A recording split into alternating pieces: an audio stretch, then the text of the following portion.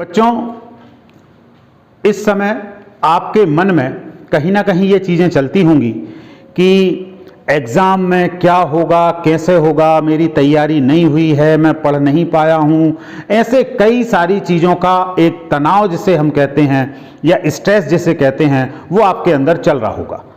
तो बच्चों, इस स्ट्रेस को निकालना बहुत ज़रूरी है। इसलिए ज़रूरी है क्योंकि ये जो स्ट्रेस या जो प्रेशर आप अपने ऊपर लेकर काम करेंगे वो कहीं ना कहीं आपकी एग्ज़ाम में जो परफॉर्मेंस होने वाली है उसको प्रभावित कर देगा। तो सबसे पहले तो जाने कि स्ट्रेस क्या है। स्ट्रेस मतलब जब हम किसी चीज़ को अनावश्यक रूप से सोचते हैं और वो चीज़ें हमें एक बोझ की तरह लगने लगती है तो हमें ऐसा लगता है कि ये काम शायद हमसे नहीं होगा। तो बच्चों, मैं आपसे कहना चाहूँगा कि जीतूंगा मैं यह खुद से वादा करो। जितना सोचते हो कोशिश उससे ज़्यादा करो। तकदीर भी रूठे पर हिम्मत ना टूटे, मजबूत इतना अपना इरादा करो। तो आपको सबसे पहला काम जो करना है एग्जाम से पहले वो अपना जो इरादा है ना उसको मजबूत करना है कि आई विल डू इट, मैं ये सब कर लूँगा। कितना ही सिलेबस है, यदि आपकी तैयारी कुछ हुई है अच्छी बात है, बिल्कुल नहीं हुई है तब भी हम करेंगे, और यदि तैयारी हो चुकी है तब भी उसे और कैसे बेहतर कर सकते हैं, इन चीज़ों को हम आज यहाँ पर जानने का प्रयास कर रहे हैं। तो जो स्ट्रेस होता है बच्चों, वो दो प्रकार से स्ट्रेस आपके ऊपर आता है। पहला जो स्ट्रेस है वो रहेगा आपका पढ़ाई का स्ट्रेस, जिसे आपको सिलेबस को कंप्लीट करना है और एग्जाम में बैठना है। दूसरा जो स्ट्रेस आता है वो आता है आपके बैकग्राउंड से। बैकग्राउंड मतलब आपका परिवार, आपके मित्र, आपकी जरूरतें, आपकी इच्छाएं।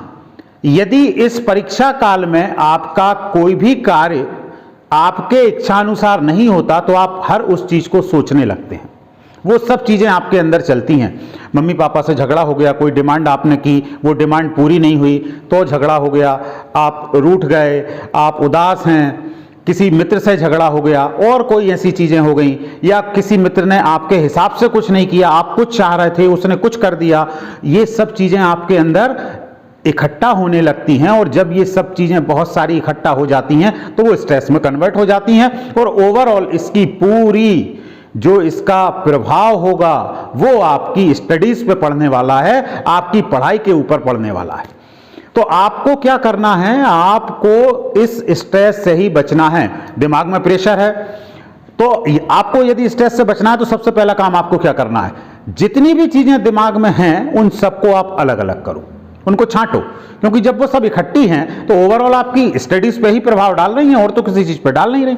तो आपको पहला काम करना है, उन चीजों को अलग अलग करना है। जब वो चीजें छट गई, आपने अलग अलग कर ली, अब आप देखो कितनी चीजों को उनमें से आप सॉल्व कर सकते हो। जिन चीजों को आप इजीली सॉल्व कर सकते हो उनको आप सॉल्व करो। किसी ने कुछ कह दिया, बुरा लग गया थोड़ा बहुत, उसे दिल में लेके क्यों बैठे हो मेरे भाई, उस चीज को हटाओ, क्योंकि कहने वाला कह के गया, उस पर कोई असर नहीं होने वाला। ओवरऑल आप प्रभावित हो रहे हैं, आप सोच रहे हैं जिंदगी को सरल बनाना है, उन चीजों को सॉल्व करो। जिंदगी को मैंने कुछ इस तरह आसान कर दिया, जिंदगी को मैंने कुछ इस तरह आसान कर दिया, किसी से माफी मांग ली, किसी को माफ कर दिया। यह चीज याद रखना। यदि कुछ चीजें आपके अंदर चल भी रही हैं, कुछ हो गया है, तो यदि आपकी गलती है तो आप माफी मांग लें, किसी और की है तो भले वो माफी ना मांगे, लेकिन फिर भी आप उसे माफ कर दें और अपने अगले काम में जुट जाएं। तो ठीक है, इन चीजों को ध्यान रखेंगे। फिर अगला काम क्या करना है कि अब जो चीजें थी, जो भी चीजें थी उनमें से जो चीजें सॉल्व हो गई अच्छी बात है, नहीं हुई तो जब आप रात को सोते हैं तो सोते समय थोड़ा सा चिंतन करें कि आज मैंने क्या किया, आज दिन भर क्या हुआ, उसमें क्या बुरा था, उसमें क्या अच्छा था। जो अच्छा था उसके लिए खुद को धन्यवाद दें, ईश्वर को धन्यवाद दें। जो बुरा हुआ है उसे मैं कैसे ठीक कर सकता हूं, सोचें।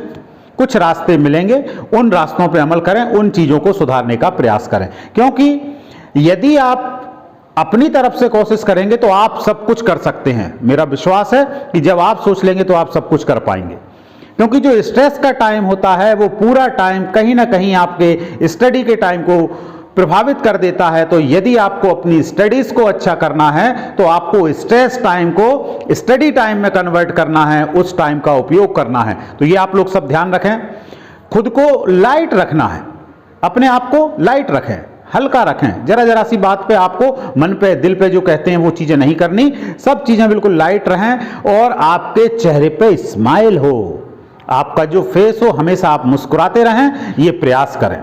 क्योंकि जितना ज्यादा आप चीजों को लाइट रखने का प्रयास करेंगे उतना अच्छा आपका मन रहेगा, और जितना अच्छा मन रहेगा उतना अच्छा मन एग्जाम के समय या इस काल अवधि में जो अभी चल रही है पढ़ाई के प्रति आपका लगेगा।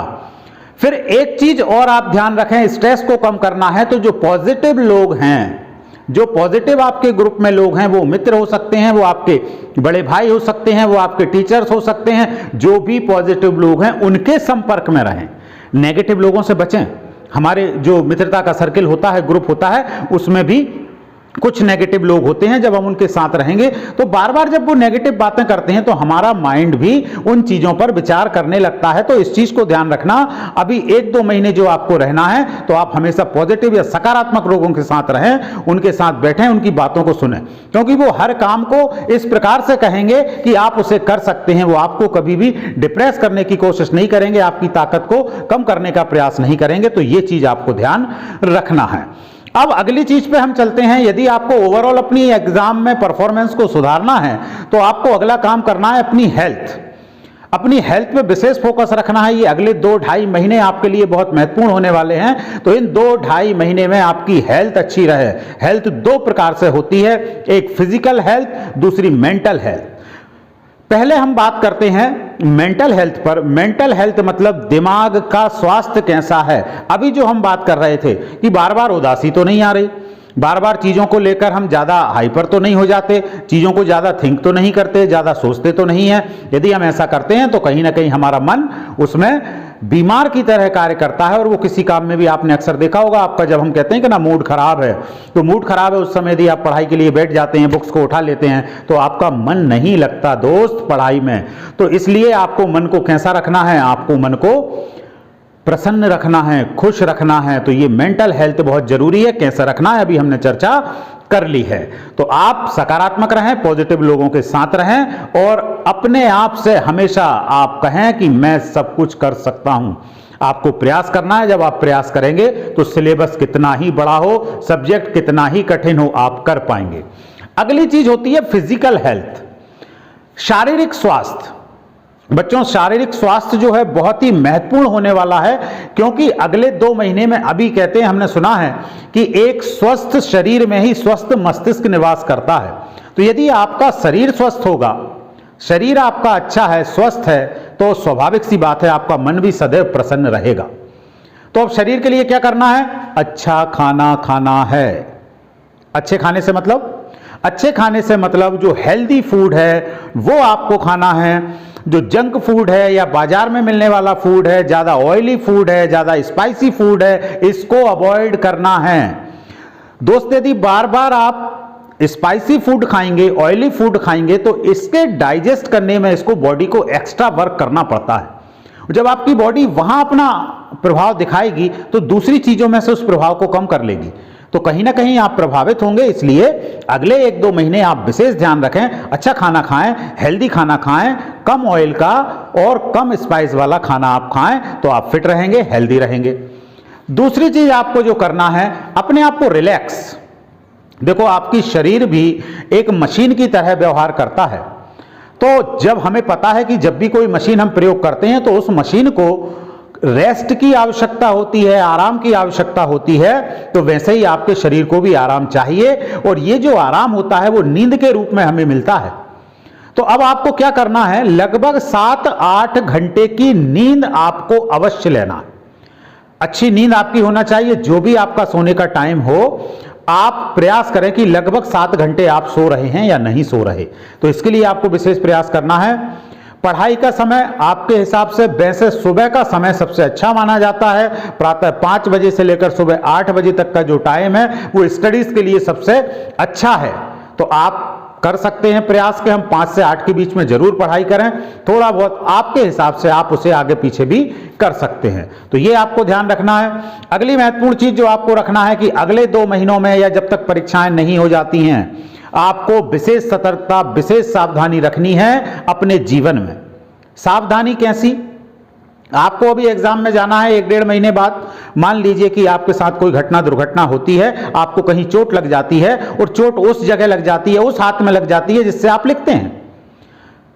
तो दोस्त, जब उस हाथ में चोट लग गई तो एग्जाम देने जाओगे तो भले सब कुछ याद था, सब कुछ अच्छा था, लेकिन वो हाथ उतना अच्छा परफॉर्मेंस नहीं दे पाएगा और आपको कहीं ना कहीं नंबर कम प्राप्त होंगे।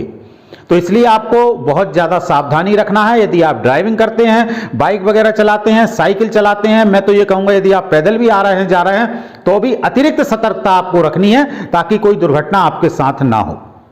जब आप सड़क पे चलते हैं, अपने दाएं बाएं सब अच्छे से देख के चलें, आगे पीछे जो दूसरे लोग चल रहे हैं उनकी गलती से आपको चोट ना लग जाए उसका भी विशेष ध्यान रखें। और साथ में जो जानवर वगैरह सड़क के आसपास घूमते हैं उनसे थोड़े से सतर्क रहें, कोई जानवर नुकसान ना पहुंचा दे, चोट ना पहुंचा दे, इन सब चीजों का विशेष ध्यान रखना है। क्योंकि यदि यहां पर कुछ भी होता है तो उसका प्रभाव, चोट जो लगेगी या जो नुकसान आपको होगा वो तो अस्थायी होगा, कुछ समय में ठीक हो जाएगा, लेकिन आपकी पढ़ाई का जो नुकसान होगा वो कभी ठीक नहीं होगा, पूरे जीवन आपको वो चीज याद रहेगी और ये आपकी ओवरऑल परफॉर्मेंस पे असर भी डाल सकता है। इसलिए बच्चों, मेरा आपसे आग्रह है कि आप अतिरिक्त सतर्कता का ध्यान रखें।